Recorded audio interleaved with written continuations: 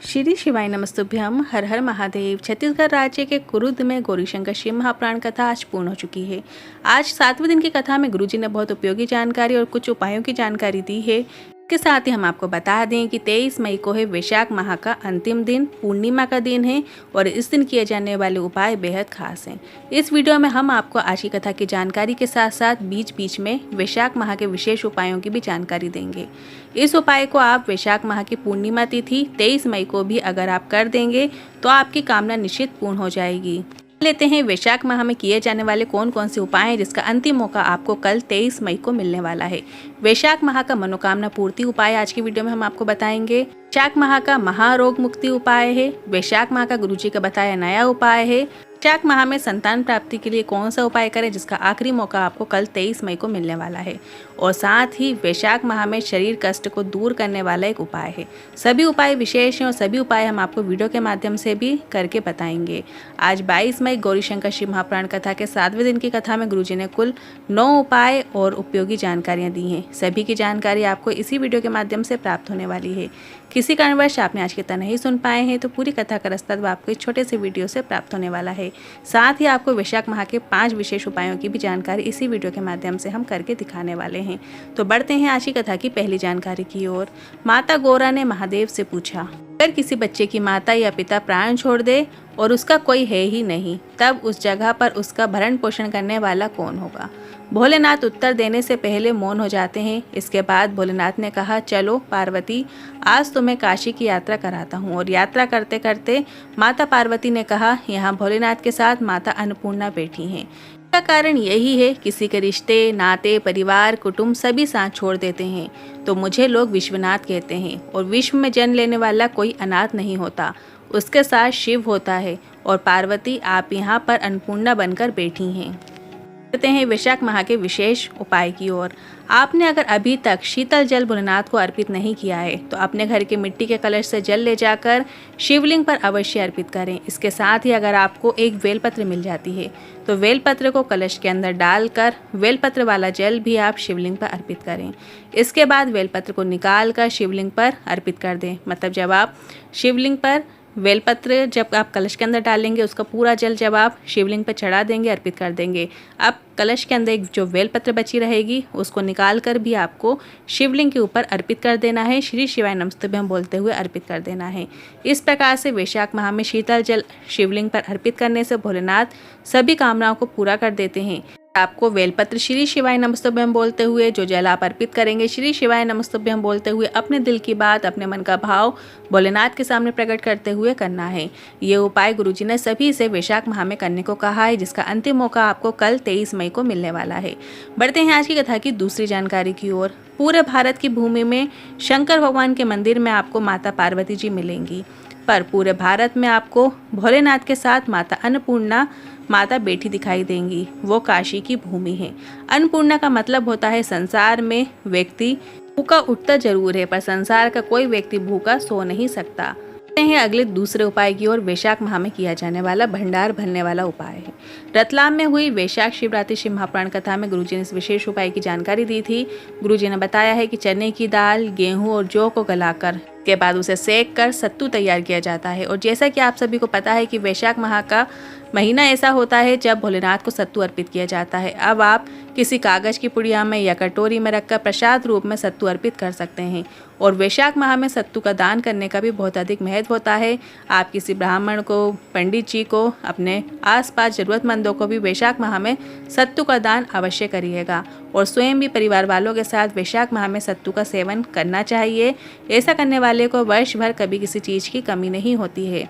आपको यदि सत्तू बनाना नहीं आता है तो आप मार्केट में भी सत्तू बना बनाया मिल जाता है, आप वहाँ से भी खरीद कर ला सकते हैं। साथ ही उसमें शक्कर या गुड़ का प्रयोग करते हुए आपको उसे प्रसाद रूप में भोलेनाथ को चढ़ाना है, अर्पित करना है। या आप किसी गुरुजी या पंडित जी को भी जब आप सत्तू दान करेंगे तो उसके साथ भी आपको शक्कर या गुड़ रख के दान करना है। बढ़ते हैं आज की कथा की तीसरी जानकारी की ओर। जी ने बताया दीपावली के दूसरे दिन मां अन्नपूर्णा का खजाना दिया जाता है और कुबेर भंडारी द्वारा कुबेरेश्वर धाम में भी दिया जाता है। कभी मौका मिले कुबेरेश्वर धाम में दीपावली के दूसरे दिन में भी खजाना दिया जाता है। ये वो खजाना है जिसे लाल कपड़े में अपने अलमारी में रखा जाता है, तो कंगाल से कंगाल व्यक्ति भी धनवान बनना निश्चित है। करते हैं वैशाख माह में किया जाने वाले अगले तीसरे उपाय की ओर। यदि आपके हाथ पांव दुखते हो, शरीर में दर्द बना रहता हो या कई प्रकार की बीमारियां शरीर को घेरे हुए हों, तो किसी भी प्रकार के रोग से मुक्ति के लिए इस वैशाख के महीने में आप किसी भी दिन ये उपाय सुबह के समय कर सकते हैं। अब वैशाख का महीना तो अंत की हो रहे, वैशाख का महीने का सिर्फ आखिरी दिन कल 23 मई को बचा है, तो इस दिन आप इस उपाय को कर सकते हैं। आपको एक बेल फल लेना है और इस बेल फल के अंदर आपको पानी भर लेना है। इस बेल फल के अंदर जो आपने पानी भरा हुआ है, जो खोप में आपने पानी भरा है, उसे आप अपने तांबे के जल में कलश में डाल लें। अब थोड़ा सा ही जल उस बेल फल के अंदर आ पाएगा, तो आप अपने जल कलश में जल पहले से भर के रख लीजिए और थोड़ा सा जल बेल फल के जो खोप होती है उसके अंदर भर कर उस जल को आप उस तांबे के कलश में डाल लीजिए और ये जल आपको शिवलिंग के ऊपर अर्पित करना है और जलाधारी से नीचे गिर रहे जल को थोड़ा सा भाग प्राप्त करके रोगी व्यक्ति को देना है। ध्यान रखिए, जब आप जल अर्पित करेंगे शिवलिंग पर तो आपको कुंदकेश्वर महादेव का नाम भी स्मरण करना है और श्री शिवाय नमस्तुभ्यं मंत्र का भी स्मरण करना है। थोड़ा सा जल प्राप्त करके आपको उस रोगी व्यक्ति को देना है, कितनी ही बड़ी बीमारी क्यों ना घेरी हो, रोग मुक्त हो ही जाता है। और प्रयास ये भी करें कि एक कलश जल बेलपत्र के पेड़ के नीचे भी अर्पित करें।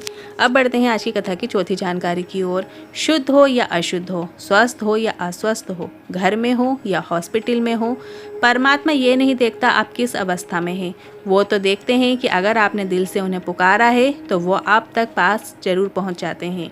बढ़ते हैं आज की कथा की पांचवी जानकारी की ओर। दुनिया के लोग आपकी बुराई देखने के लिए बैठे हैं, तुमने क्या अच्छा किया है वो नहीं देखते हैं, पर अगर तुमने कुछ थोड़ा सा भी गलत कर दिया है तो वो उसी बात को पकड़कर बैठ जाते हैं। बढ़ते हैं आज की कथा की छठवीं जानकारी की ओर। गुरुजी ने बताया एक माता जी इस पंडाल में ऐसी हैं जिन्होंने अपनी इंद्रियों को इतना काबू में करके रखा है कि वो 7 दिन की कथा में वो वॉशरूम भी नहीं जाती हैं और घर से जो लेकर आती हैं वो खाती हैं, ना किसी का दिया खाती हैं और ना किसी से कुछ मांगती हैं। उनकी उम्र 78 वर्ष की है। हैं वैशाख माह में किया जाने वाले अगले उपाय की ओर। वैशाख के महीने में मिट्टी के पात्र में भरा हुआ जल शंकर को जरूर समर्पित करना चाहिए।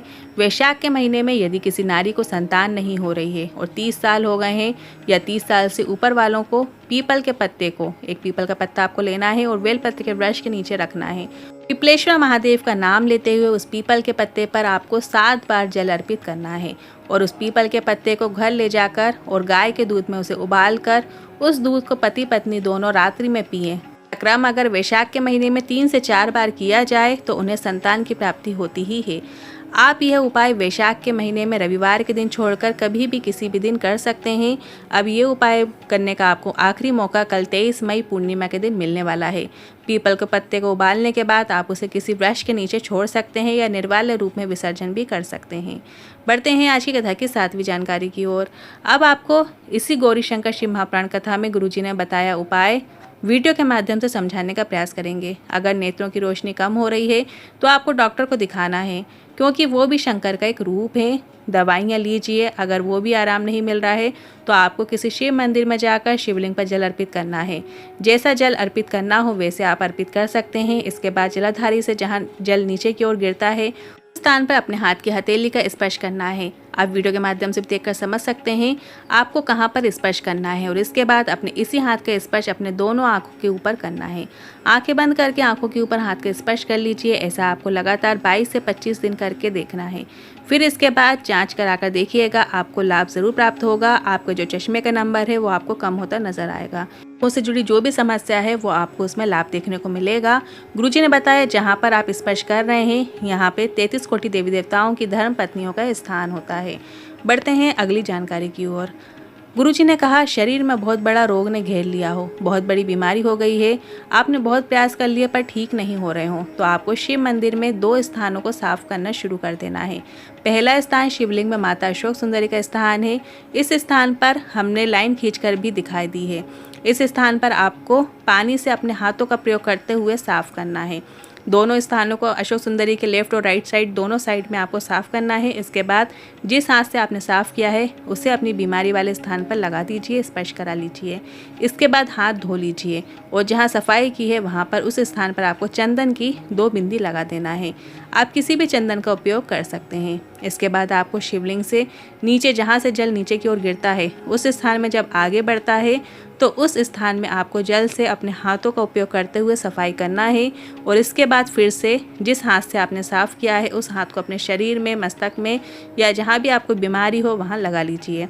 इसके बाद फिर से हाथ धो लीजिए और दूसरी बार जहाँ आपने सफाई की है वहाँ पर कहीं पे भी आपको एक चंदन की बिंदी लगा देना है। मात्र इतना आप कुछ दिनों तक करके देखिए, कितनी ही बड़ी बीमारी क्यों ना हो, भोलेनाथ की कृपा आपको निश्चित प्राप्त होगी। आते हैं अगली नौवीं जानकारी की ओर। 27 मई से 2 जून 2024 अमलेश्वर रायपुर में गुरुजी की जो अगली शिव महापुराण कथा है वो रहेगी और उस कथा का नाम समर्पण शिव महापुराण कथा रहेगा। और इसके बाद गुरुजी की जो अगली कथा है वो 6 जून से शुरू होगी जो कि 12 जून तक चलेगी। ये कथा सोलापुर महाराष्ट्र में रहेगी और उस कथा का नाम रहेगा उमा महेश शिव महापुराण कथा। आज के इन उपाय से जुड़े, वीडियो से जुड़े मन में कोई सवाल या क्वेश्चन है तो आप कमेंट के जरिए पूछ सकते हैं। वीडियो थोड़ा भी उपयोगी लगा हो तो वीडियो को लाइक करके कमेंट बॉक्स में हर हर महादेव जरूर टाइप कीजिएगा। हर हर महादेव, श्री शिवाय नमस्तुभ्यम।